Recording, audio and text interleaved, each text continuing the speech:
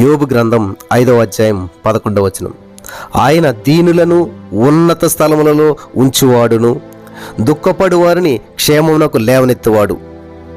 స్తోత్రం దేవా సర్వోన్నతుడా, ఈ సమయంలో ఈ యొక్క వాక్యాన్ని ధ్యానిస్తూ ఉండగా మాతో మాట్లాడి ప్రతి వారికి వినగల చెవి గ్రహించగలది అనుగ్రహించమని, విత్తబడిచిన వాక్యం వ్యర్థం కాకుండా ప్రతి హృదయంలో నాటబడి ఫలించి విస్తరించినట్లు నువ్వు సహాయం చేసినందుకు వందనం చెల్లిస్తూ నజరేయుడైన యేసుక్రీస్తు నామములో ప్రార్థించి నమ్మి పొందుకుని నమ్మ పరమ తండ్రి, ఆమేన్.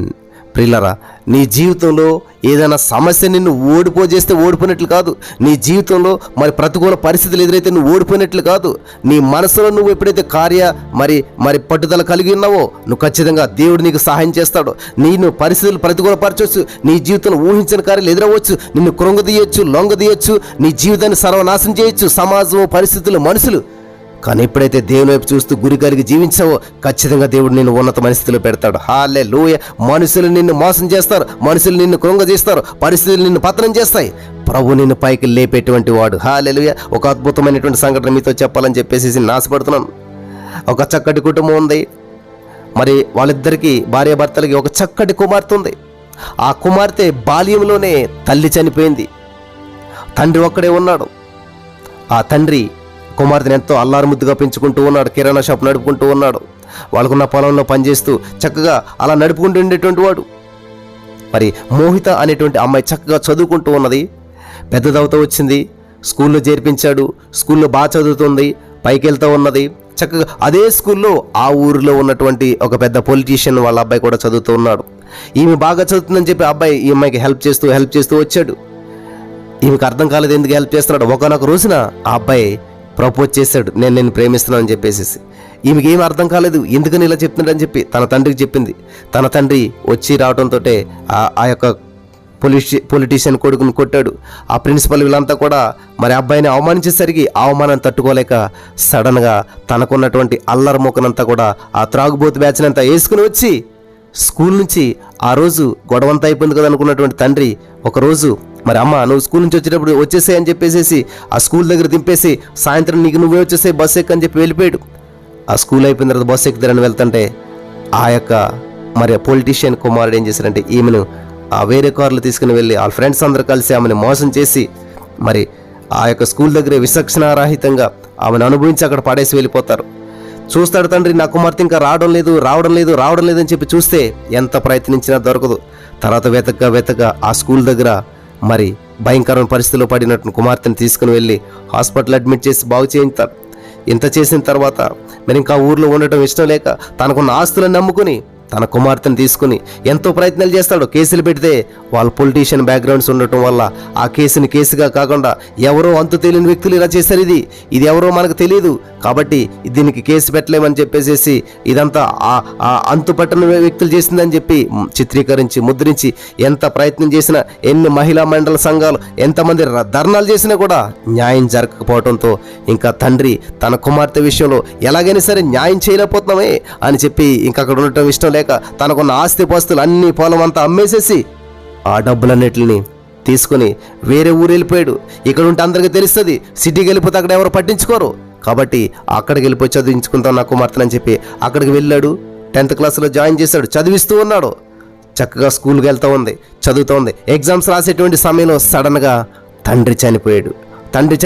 తల్లి లేదు, తండ్రి లేడు, జీవితం సర్వనాశనం అయిపోయింది.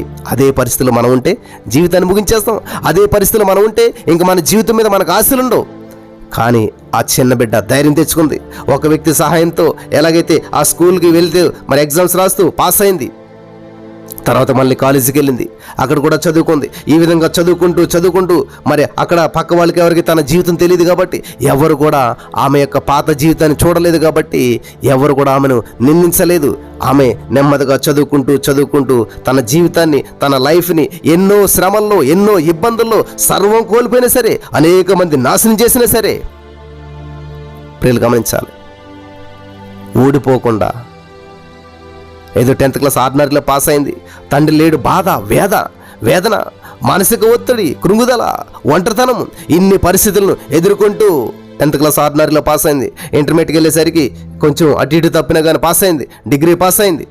ఈ విధంగా పాస్ అవుతూ వచ్చి మరి తర్వాత ఇంకా చదువుకోవాలని చెప్పి ఆశతోటి గ్రూప్స్ రాసింది.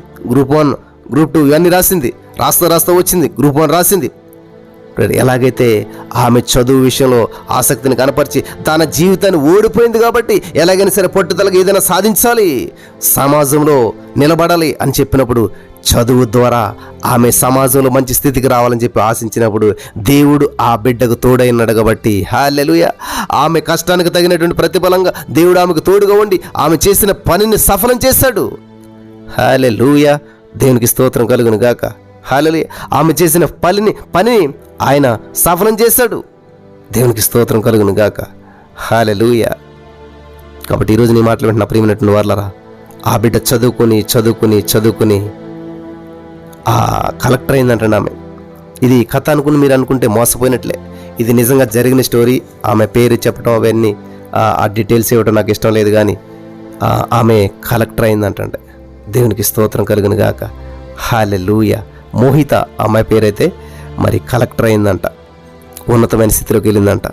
దేవుడు చూశాడు ప్రియులరా, నువ్వు ఓడిపోయిన దాని గురించి చూడొద్దు, నష్టపోయిన దాని గురించి చూడొద్దు, నష్టపెట్టిన వారిని గురించి చూడొద్దు, నిన్ను హింస పెట్టిన వారిని వైపు చూడొద్దు, నిన్ను తొక్కేసిన వారి వైపు చూడొద్దు. ఆయన యేసయ్య దీనులను ఉన్నత స్థలములలో నుంచును, దుఃఖపడి వారిని క్షేమమునకు లేవనెత్తును. దేవుని వాక్యం సత్యం, దేవుని వాక్యం నిజం, దేవుని వాక్యం నమ్మదగినటువంటిది.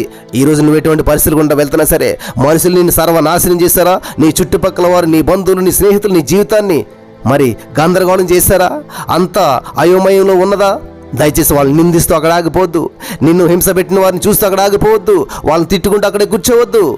నీ జీవితాన్ని ప్రారంభించు, సక్సెస్ లైఫ్లోకి ముందుకెళ్ళు. నీ జీవితంలో నువ్వు ఏదైనా సాధించగలుగుతావు. ప్రార్థించు, నీకేమి చేయడం రాకపోతే ప్రార్థించు, ప్రార్థనతో ప్రతిదీ నువ్వు సాధించగలుగుతావు. అయ్యా నేను చదువుకోలేదయ్యా, నాకు చదువు రాదు, మరి నేనే చేయాలి. నువ్వు ప్రార్థించు, ప్రార్థించడం నీకు వచ్చు. నీ భర్తని అవమానించాడా, నీ కుటుంబ సభ్యుని అవమానించారా, ఒంటరి చేశారా, నేను ఎందుకు పనికిరాని వ్యక్తిగా ముద్ర వేశారా, అయితే నువ్వు ప్రార్థించు. యేసోపు ఏం చేశాడు, అన్నదమ్ములు కొట్టుపడేసినా కూడా ప్రార్థించాడు, నీతి నిజాయితీలుగా జీవించాడు, గొప్ప వ్యక్తి అయ్యాడు. హల్లెలూయా. కాబట్టి ఈరోజు మీరు విడవబడిన వారా, నిందల్లో, అవమానాల్లో, ఎటువంటి పరిస్థితుల్లో, ఎటువంటి బంధకాల్లో ఉన్నా సరే ప్రార్థించండి. హల్లెలూయా. క్షమించండి వాళ్ళని. మీ జీవితాన్ని ప్రభుకు సమర్పించుకోండి, ప్రభు కొరకు జీవించండి. పట్టుదల కలిగిందండి. తిట్టిన వారి వైపు చూస్తూ ఆగిపోవద్దు, మిమ్మల్ని నిందించిన వారి వైపు చూస్తూ ఆగిపోవద్దు. మీ భవిష్యత్తుని మీరు కలిగి ఉండండి. దేవుని వైపు చూస్తూ, గురు వైపు చూస్తూ, గురి ఎద్దగా పరిగెట్టండి. అప్పుడు ఉన్నతమైన స్థితిలో దేవుడు నిలబెడతాడు. హల్లెలూయా. మీరు పైకి చూడండి, ముందుకు చూడండి, బ్రైట్ ఫ్యూచర్ని చూసుకోండి. ఇప్పుడు ఓడిపోయారా, అప్పుల్లో ఉన్నారా, అనారోగ్యాల్లో, పేదరికంలో, ఒంటరితనంలో, మానసిక ఒత్తిళ్ళు, క్రూరత, అవన్నీ పక్కన పడేసేసేయండి. అవి వెనకటివన్నీ మరిసి ముందున్న వాటి కొరకు వేగిరంతో పరిగెట్టండి. మంచి భవిష్యత్తును కలిగి ఉంటారు. అటువంటి జీవితం ఇక్కడ ఉన్న వారందరికీ దేవుడు అనుగ్రహించి నడిపించి బలపరచును గాక. ఆమేన్.